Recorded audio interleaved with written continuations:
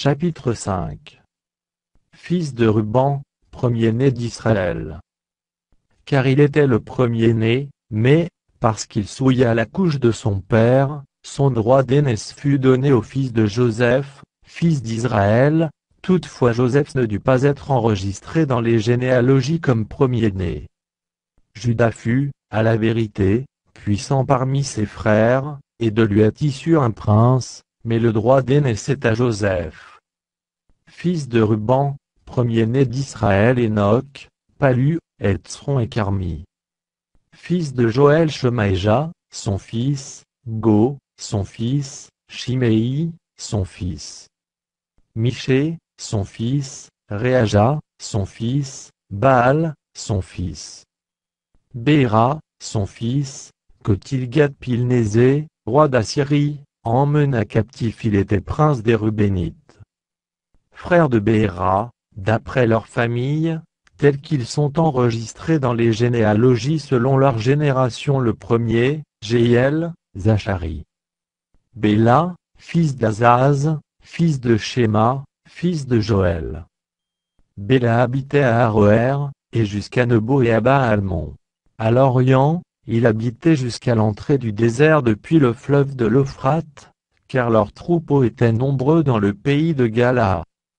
Du temps de Saül, ils firent la guerre aux Agaréniens, qui tombèrent entre leurs mains, et ils habitèrent dans leurs tentes, sur tout le côté oriental de Galaad.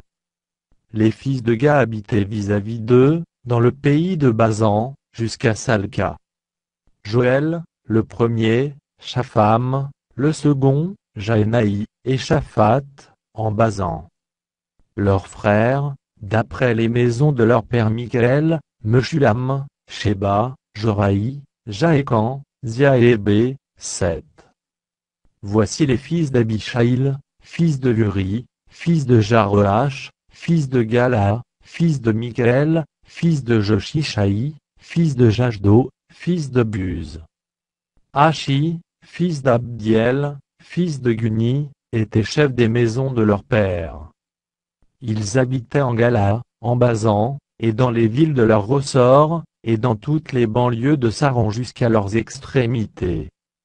Ils furent tous enregistrés dans les généalogies, du temps de Jotham, roi de Juda, et du temps de Jéroboam, roi d'Israël. Les fils de Ruben, les Gadites et la demi-tribu de Manassé avaient de vaillants hommes, portant le bouclier et l'épée, tirant de l'arc, et exerçaient à la guerre, au nombre de 44 760, en état d'aller à l'armée.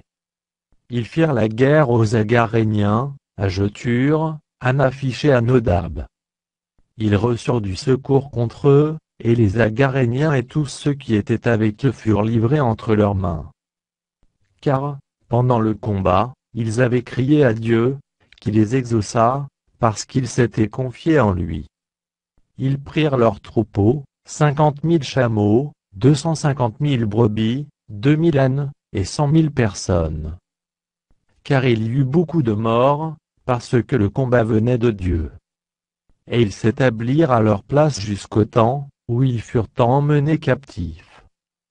Les fils de la demi-tribu de Manassé habitaient dans le pays, depuis Basan jusqu'à Baal-Hermon et à Senir, et à la montagne d'Hermon, ils étaient nombreux. Voici les chefs des maisons de leur père Éphé, Jichéi, Éliel, Azriel, Jérémie, Odavia et Jachdiel, vaillants hommes, gens de renom, chefs des maisons de leur père. Mais ils péchèrent contre le Dieu de leur père, et ils se prostituèrent après les dieux des peuples du pays, que Dieu avait détruits devant eux. Le Dieu d'Israël excita l'esprit de Pul, roi d'Assyrie, et l'esprit de Tilgat-Pilnésé, roi d'Assyrie, et Tilgat-Pilnésé emmena captifs les Rubénites, les Gadites et la demi-tribu de Manassé, et il les conduisit à Chalach, à Chabor, à Hara, et au fleuve de Gozan, où ils sont demeurés jusqu'à ce jour.